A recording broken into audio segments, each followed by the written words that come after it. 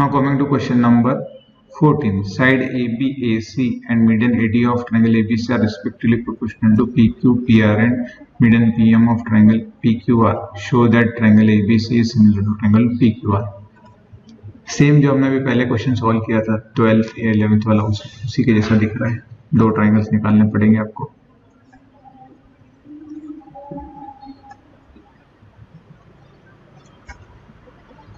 दो ट्राइंगल्स निकाल लेंगे हम. तो ऊपर नीचे रखता हूं. क्या कहा है आपको? ये triangle A B C P Q and are.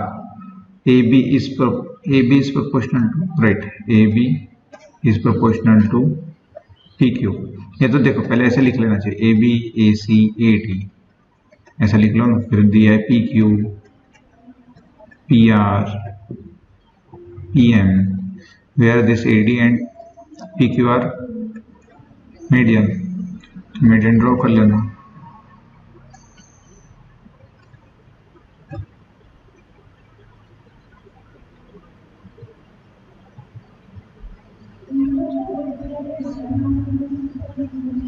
ठीक है ना.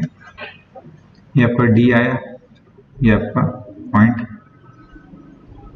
PM आया. मीडियन है, मीडियन मतलब M is the mid point of QR and BD is वही जो हमने पहले लिखा था. BD equals to DC equals to half of VC and QM will be equals to MR will be equals to half of QR. From figure लिख सकते हैं, given लिख दो इसको, गिवन. सेम. और हमको प्रूफ क्या करना है? Triangle ABC similar triangle PQR similar proof करना है. तो एक तो एंगल इक्वल बता दो, एक तो रेशियो इक्वल बता दो. मतलब वही तीनों क्राइटेरिया, थोड़ा सा चेंजेस है और क्या है. तो अगर इसको सिमिलर दिखाना है किसको? Triangle ABC and triangle PQR को सिमिलर. तो यहाँ साइड्स के रेशियो देख लो पहले. तो AB अपॉन PQ एक रेशियो तो दिया है, AC अपॉन PR दूसरा रेशियो भी दिया है. अब सिर्फ ये रेशियो दिखाना है. QR और BC आ जाना चाहिए रेशियो में इक्वल है ना. तो वो कैसे लाओगे?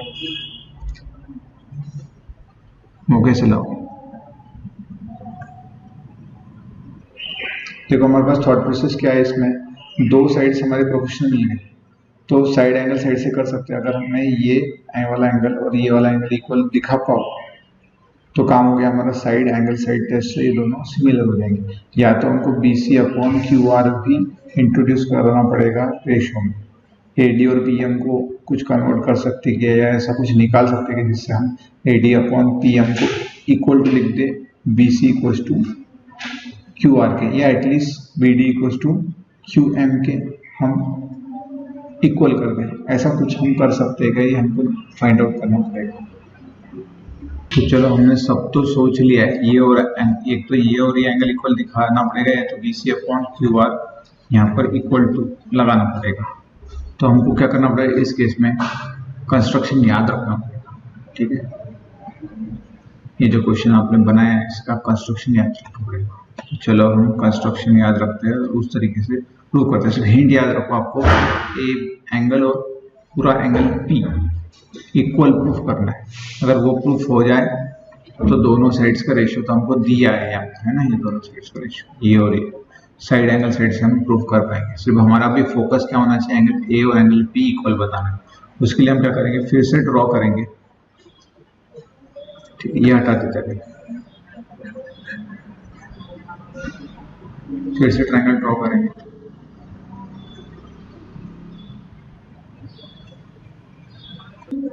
चलो हमने ट्रायंगल ABC क्या ड्रॉ कर लिया. ये AD है ना, तो ये D से आपको और आगे इसको बढ़ाना है. ठीक है, ये हम कंस्ट्रक्शन में लिखेंगे. D को थोड़ा साइड में लिख देते ना, ऑपोजिट ड्रॉ कर.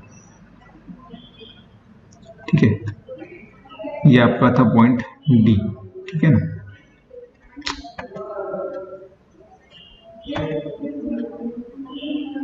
और AD आपकी मीडियन थी, ये तो आपने देखा. हमने AD को और एक्सटेंड किया है सच दैट एक पॉइंट मिल जाए आपको E, ठीक है। पर ये कितने पॉइंट पे होना चाहिए, जितना डिस्टेंस AD का है उतना ही DE का होना चाहिए, मतलब AD इक्वल टू DA। ये हमने कंस्ट्रक्शन किया है। अब ये स्टेप्स आप लिख लेना कंस्ट्रक्शन में, मैं पूरा डिटेल में लिखूंगा। ऐसे लिख दो construction, extend AD to get a point E such that AD equal to DE, ठीक है। ये कंस्ट्रक्शन में पहला वाला आ जाएगा। सेकंड कंस्ट्रक्शन फिर से, और एंड जॉइन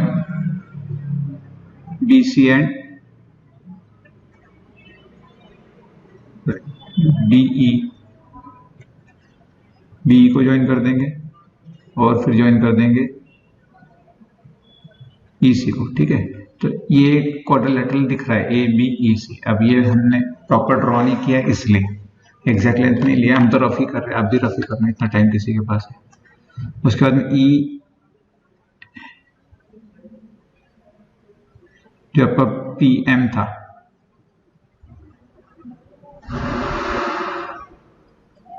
उसको भी एक्सटेंड करेंगे आप सच दैट, ये आपका M पॉइंट था, PM को भी एक्सटेंड करो, पॉइंट S मिले आपको such that PM equal to MS, मतलब ये लेंथ इक्वल, ये आपने कंस्ट्रक्शन में ड्रॉ किया, ठीक है ना। अब फिर से ज्वाइन कर देंगे, Q और S को ज्वाइन कर दोगे आप,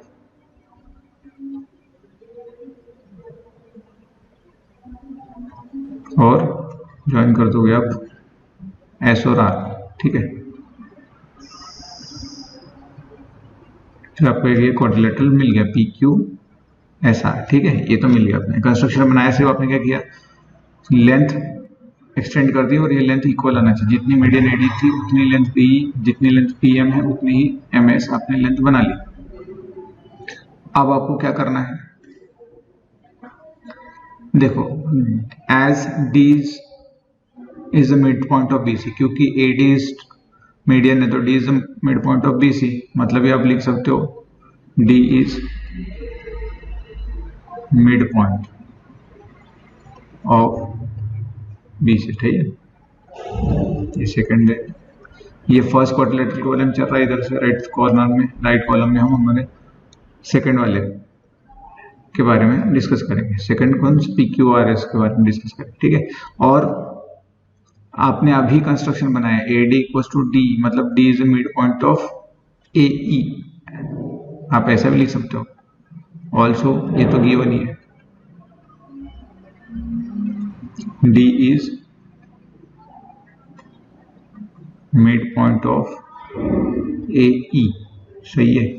तो अब फिगर के ऊपर देखो, D, ये जो क्वाड्रिलेटरल बनाया आपने, ये वाली एक उसकी डायगोनल है, ये भी एक डायगोनल है। D क्या है, पहले वाले डायगोनल का भी मिड पॉइंट है, दूसरे वाले डायगोनल का भी मिड पॉइंट है, मतलब भी डायगोनल्स एक दूसरे को बाइसेक्ट करते हैं, हमने प्रीवियस सेशंस में देखा था।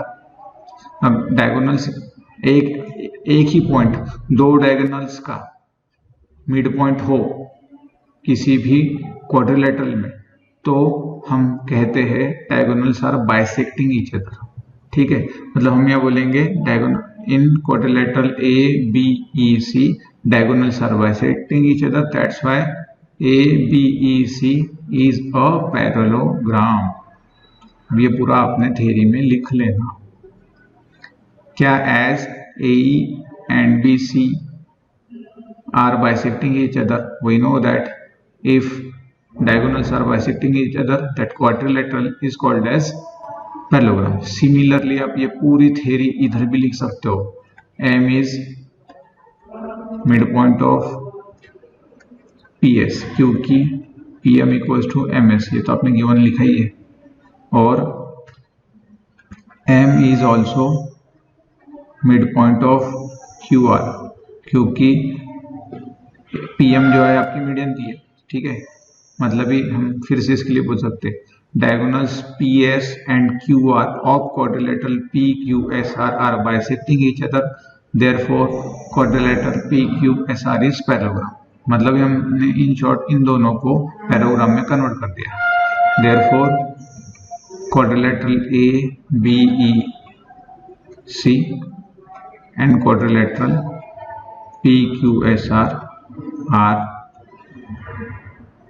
पैरेललोग्राम्स। ठीक है, अब पैरेललोग्राम से मतलब अपोजिट साइड्स की लेंथ जो है वो इक्वल होती है, तो लिख लो क्या होगा, ए बी की लेंथ होगी सी के इक्वल, ए सी की लेंथ होगी बी की, लिख लो A B equal to C, A B equal to C E, ठीक है,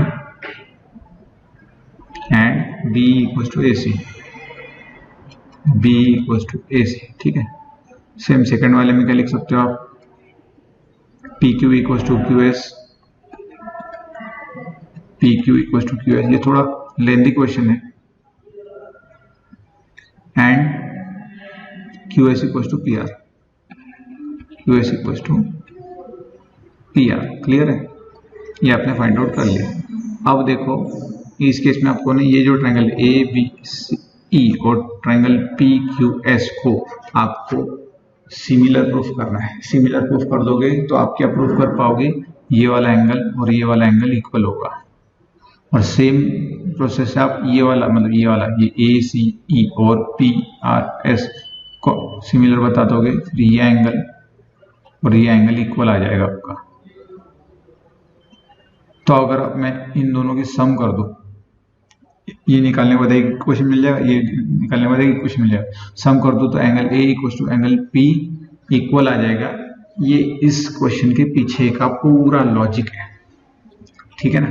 तो पहले हमको ये वाला ए बी ई और ए क्यू एस हम पहले सिमिलर बता देते हैं, ये एंगल इक्वल बता देते हैं, फिर डायरेक्टली सिमिलरली ये वर्ड लेकर हम डायरेक्टली नाम लिख देंगे और ये इक्वल दिखा देंगे और ऐड करके हमारा काम हो जाएगा, angle A equal to angle P हम बता सकेंगे सिंपली, ठीक है। तो चलो क्या कर सकते हो, देखो आपके पास पहले एक रेशो दिया है, वो रेशो फिर से लिखते हैं हम। रेशो क्या दिया है, A B upon P Q, A C upon P R, A B upon P Q, A C upon P R, A D upon P M, ये दिया है ना रेशो, ठीक है। अब आप क्या क्या कर सकते हो, कौन से ट्राइंगल्स आपको बताने हैं, ये वाला, ये पूरा और ये वाला सिमिलर बताना है। तो A B upon P Q तो है, बी अपॉन क्यू एस आपको इक्वल बताना है, रेशो मतलब, तो A C upon P R की जगह आप लिख दोगे ना, ए सी की जगह लिख देना बी, तो ए सी की जगह हम क्या लिख सकते हैं, बीई, सही है, और पी आर की जगह क्या लिख सकते हैं हम, क्यू एस लिख सकते हैं ना, और A B upon P Q तो है ही, ठीक है, मतलब दो साइड्स का रेशियो तो मिल गया इक्वल, इस वाले साइड का रेशियो मिल गया। अब ये चाहिए हमको, ये तो हमको ए डी और पी एम इक्वल भी तो दिए, ए डी और पी एम, ए डी और पी एम इसको 2 से मल्टीप्लाई कर दूं मैं, सही है, तो ट्वाइस ऑफ ए डी क्या बनेगा,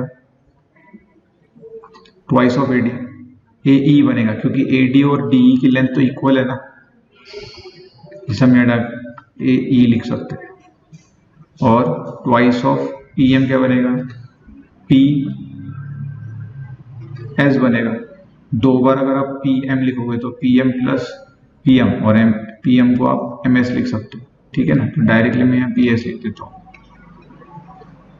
इसको और इसको आप इक्वेशन नाम दे देना 2 3, एंड डायरेक्ट लिख देना फ्रॉम 2 and 3, क्योंकि आप लिखने जाओगे तो ये बहुत लेंदी हो जाएगा, इतना थोड़ी लिखोगे आप, आपकी इच्छा, का टाइम है एग्जाम में तो लिखो। मतलब ये हमने करस्पॉन्डिंग साइड्स प्रोपोर्शनल लिखा दिया, इसलिए हम डायरेक्टली लिख सकते हैं triangle A B E is similar to triangle P Q S by side criteria. और अगर अब ये दोनों सिमिलर है तो इनके करस्पॉन्डिंग एंगल्स भी इक्वल रहेंगे, इसलिए angle B A E is equal to angle Q P S, ठीक है, ये लिख दिया आपने, ये बनाया आपने फोर्थ। हमें डायरेक्टली लिख देंगे similarly we can prove triangle, direct मैंने जैसा अभी बताया था ए बी ई और पी क्यू एस आपने प्रूव किया है। सिमिलरली अब इधर वाला ए सी ई और पी आर एस प्रूव कर सकते हो similar. A B A C E similar to triangle P R S, सही है ना, आप प्रूव कर सकते हो। और सिमिलर है तो उनके एंगल भी सेम रहेंगे, मतलब डायरेक्टली लिख सकते हो एंगल क्या है, एंगल ये सी ए ई और R P S, C A E R P S. Fifth, now just add equation number 4 and 5। अगर आप ऐड कर दोगे तो क्या बनेगा आपका, ये एंगल को ऐड करो,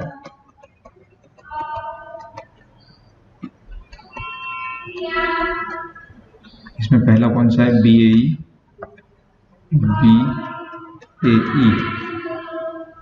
और इसमें क्या है, क्यू पी एस। सीधी बात है,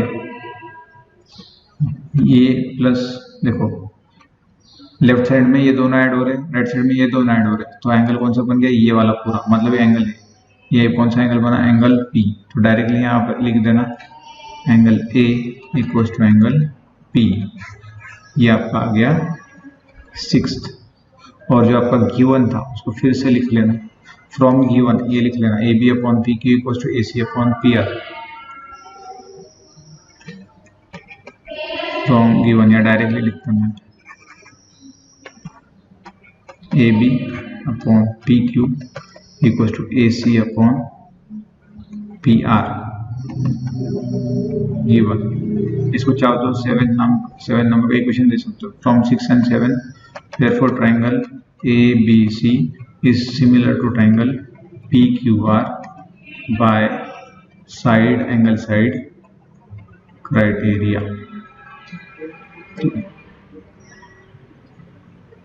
इतना सारा प्रवचन चला तो क्विकली मैं आपको रिवाइज करवाता हूँ कि हमारा इसमें लॉजिक क्या था थिंकिंग का। जो गिवन दिया है, ये तो ये मीडियन दिया था, इसका तो कोई यूज हुआ नहीं इस क्वेश्चन में, ठीक है। जो गिवन दिया था ए बी और पी क्यू और ए सी अपॉन पी आर, ये रेशियो दिया है, मतलब बीच का अगर एंगल में इक्वल बता दो तो मेरा काम हो जाएगा, साइड एंगल साइड से ये दोनों ट्रायंगल इक्वल आ जाएंगे। अगर अब इन दोनों को इक्वल दिखाना है तो ये एंगल इक्वल टू ये एंगल दिखाना पड़ेगा, ये एंगल और इक्वल टू ये एंगल दिखाना पड़ेगा, ताकि जब अगर मैं सम करूं, मतलब देखो समझने के लिए, ये 1 एंगल ये 2 एंगल, 1 इक्वल टू 2 बताना पड़ेगा और ये 3 इक्वल टू 4 है ना, एंगल इक्वल टू 4 है। अगर मैं ऐड कर दूं दोनों इक्वेशंस को, इन दोनों इक्वेशंस को, तो 1 + 3 इक्वल टू 2 + 4 ऐसा दिख रहा है मुझको, दिखेगा, और 1 + 3 मतलब एंगल ए आ जाएगा और 2 + 4 यानी एंगल पी आ जाएगा। हमारा काम हो गया जो हमको प्रूफ करना था। सिर्फ अब ये इक्वल दिखाने के लिए हमको ये पूरा कंस्ट्रक्शन करना पड़ा,